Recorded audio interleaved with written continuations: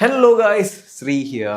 IPhone 16 pro മാക്സിനെ കുറിച്ച് ഇന്ന് നമ്മൾ സംസാരിക്കാൻ പോകുന്നത്. ആൻഡ് കഴിഞ്ഞ വീഡിയോയിൽ ഒരു ചേച്ചി വന്ന് കമൻറ്റ് ചെയ്ത് എൻ്റെ മോന്ത കാണണ്ട ഫോൺ കാണിച്ചാൽ മതി. ഇത് ഈ വട്ടം ഫുള്ള് ബീറോൾ പിടിച്ചു.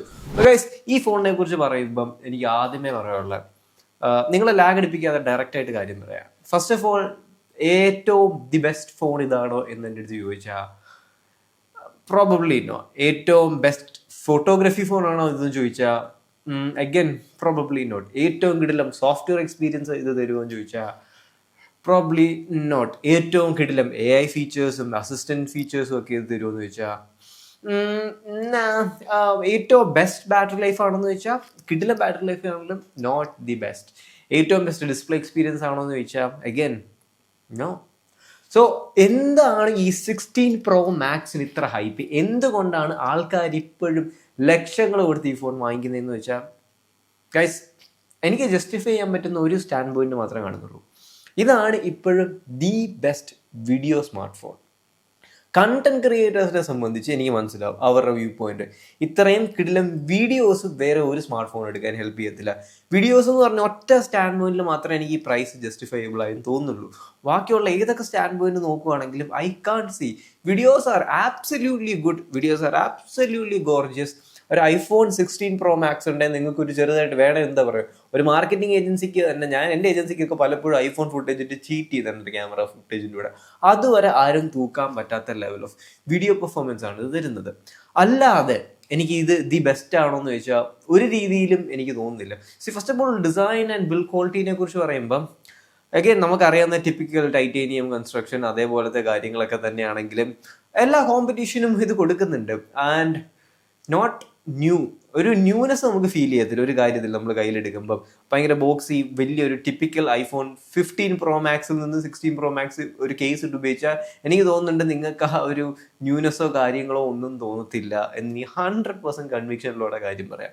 അതേപോലെ തന്നെ ഡ്യൂറബിലിറ്റി സ്റ്റാൻഡ് പോയിന്റിൽ നമുക്ക് സെറാമിക് ഗ്ലാസും കോട്ടിങ്ങും കാര്യങ്ങളും എല്ലാം തരുന്നുണ്ട്. പക്ഷേ ആൻറ്റി റിഫ്ലക്റ്റീവ് കോട്ടിങ് അവർ ഇപ്പോഴും കൊടുത്തിട്ടില്ല. ആൻഡ് സാംസങ്ങിൻ്റെ S25 അൾട്രയ്ക്കകത്തൊക്കെ അത് ഒരു വലിയ വ്യത്യാസം വരുന്നുണ്ട്. That is actually innovative piece of technology. ഡിസ്പ്ലേനെ കുറിച്ച് വേറെ കുറച്ച് കാര്യങ്ങളൊക്കെ പറയുകയാണെങ്കിൽ ബെസൽസ് ഒക്കെ തിന്നാണ്, പക്ഷേ എന്നാലും നമുക്ക് ഉറപ്പിച്ച് പറയാൻ പറ്റും this is not the best display.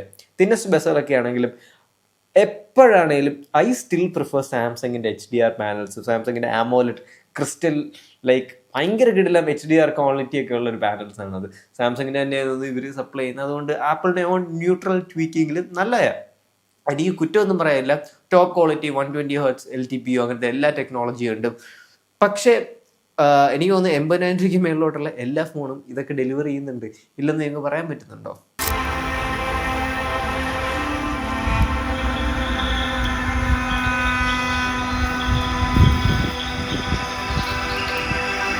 പെർഫോമൻസിൻ്റെ കാര്യത്തിൽ absolutely stellar. Performance is more than adequate for a smart phone level of performance അതിനകത്തുള്ള. എന്ന് വെച്ചാൽ നിങ്ങൾക്ക് ഒരു സ്മാർട്ട് ഫോണിൻ്റെ ട്രൂ പൊട്ടൻഷ്യൽ ഫുള്ളി എപ്പോൾ യൂട്ടിലൈസ് ചെയ്യാൻ പറ്റുമെന്ന് വെച്ചാൽ ഇതിൻ്റെ ട്രൂ പൊട്ടൻഷ്യൽ നിങ്ങൾക്ക് ശരിക്കും യൂട്ടിലൈസ് ചെയ്യാൻ പറ്റത്തില്ല ആസ് ഓഫ് റൈറ്റ് നോ.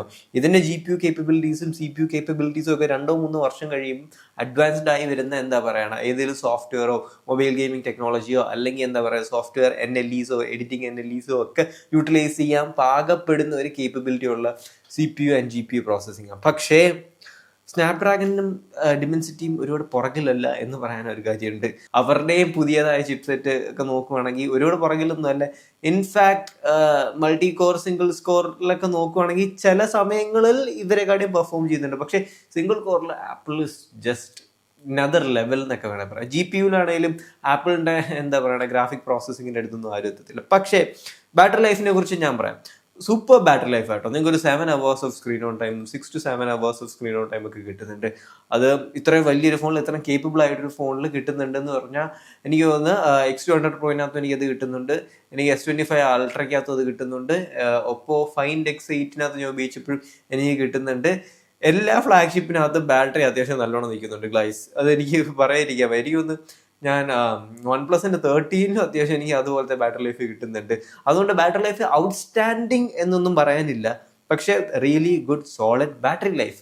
ഇനി ലെറ്റ്സ് ടോക്ക് അബൌട്ട് ക്യാമറാസിനെ കുറിച്ച് ഞാൻ ശുദ്ധമായി പറയുകയാണെങ്കിൽ എനിക്ക് X200 പ്രോവിൻ്റെ ക്യാമറാസിനകത്ത് ഫോട്ടോ എടുക്കുന്ന ഒരു ഫീൽ ഇതിനകത്ത് കിട്ടുന്നില്ല. എനിക്കും നല്ല X200 പ്രോ ഒരു എക്സ്റ്റെൻസീവ് പീരീഡിൽ യൂസ് ചെയ്തിട്ടുള്ള ഒരാൾക്ക് പോട്ടെ, എനിക്കൊന്ന് ഷവമി 15 അൾട്രയും എനിക്ക് my favourite photography phone X200 Pro. അത് മിക്കവരും യൂസ് ചെയ്തിട്ടുള്ളവർക്ക് അറിയാം.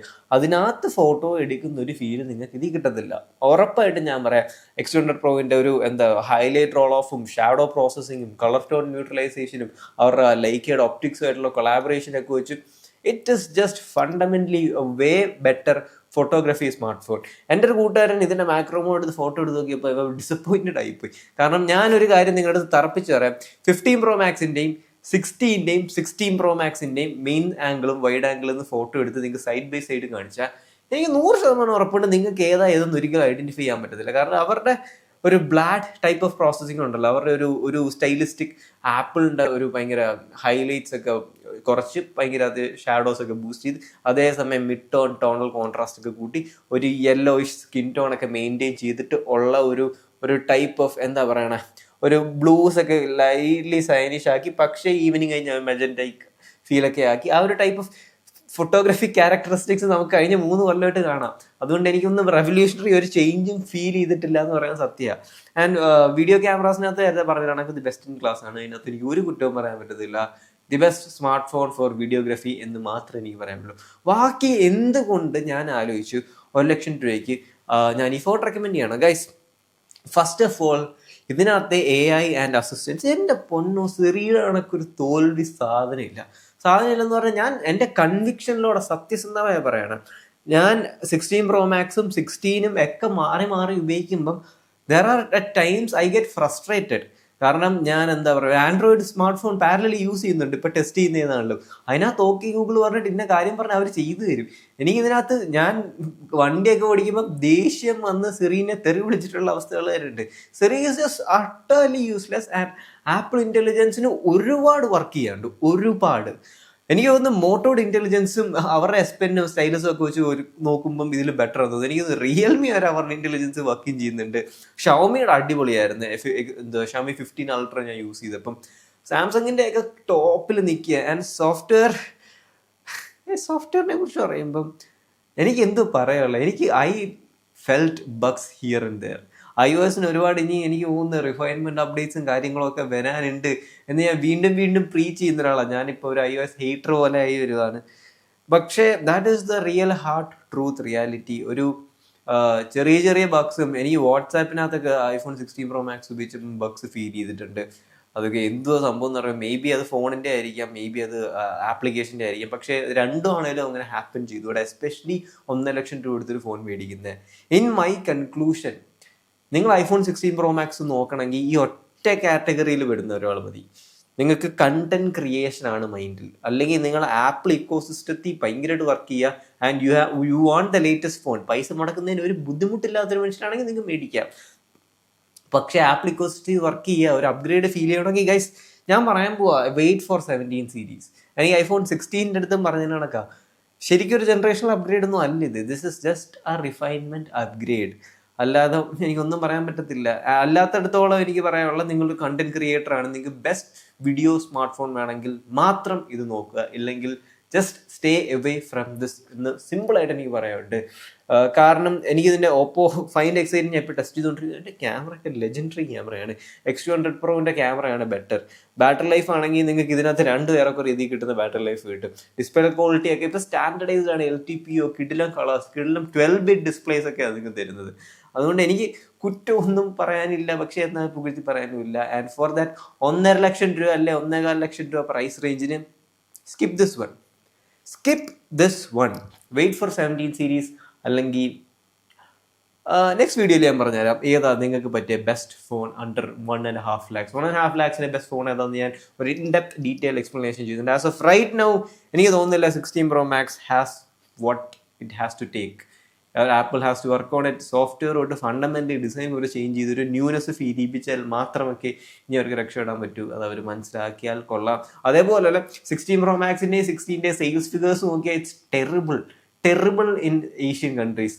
അതെനിക്ക് പറയുള്ളൂ. സോ ഗൈസ്, ആപ്പിൾ റിയലൈസ് ചെയ്യുന്നുണ്ട്. അതേപോലെ നമ്മൾ കാണിച്ചു കൊടുക്കുക. ഗുഡ് ഫോൺസിനെ നമ്മൾ വാല്യുവേറ്റ് ചെയ്യുക and value for money concept നോക്കുവാണെങ്കിൽ I won't recommend it. So guys, it's Sri here. Love you. Talk to you guys later.